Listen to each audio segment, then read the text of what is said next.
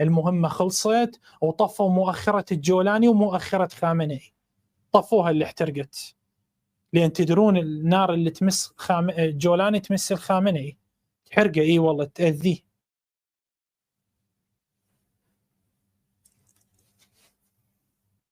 حكومة إرهابية، حكومة إجرامية، حكومة تقتل بالشعب، تقتل بالشعب، متفقة مع الجولاني، حكومة ما عندها أكل وشرب، تنطي لهذا أبو العصابات، تنطي لهذا المجرم اللي وجوده في سوريا كله مؤقت، كله مؤقت، وراح تشوفون شلون راح يطير، راح تنكح ربرب وإسرائيل، كله مؤقت وجوده.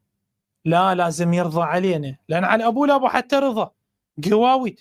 شنو ملايين الناس عوائلك تاكل بالزبالة بالعراق، بالزبالة الناس تاكل بالزبالة. 20 مليون للجولاني، طحين الناس ما عندها خبز تاكل، خبز ما عندها الناس تاكل، خبز هذا 200,000 طن. بعدين تطلع السيارات من المحافظات العراقية، سيارات الإطفاء، تطلع سيارات الإطفاء وين؟ السورية. لين حتى الجولاني ما يزعل علينا، خامنئي ما يقبل، إمام خامنئي ما يقبل، يقول هذا حبيبنا، أهم شيء إسرائيل، نحن نضرب إسرائيل. فتطلع السيارات الإطفاء من محافظات العراق الشيعية، أول ما تدخل سوريا وراها بأيام يحترق العراق،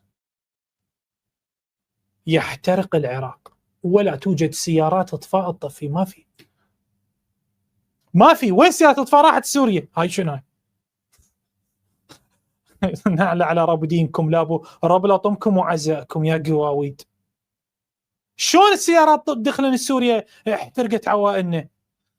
والله ما نعرف قضاء لان على ابوك لابو حتى قضاء قوات مشى عليها السوق قواده، لو موجود امل داخلي يشقوك شق، يطلعونهم من جو ذول من هاي كله هاي جواسيس عندكم ذولا، جولانيين ارهابيين، دواعش عندك.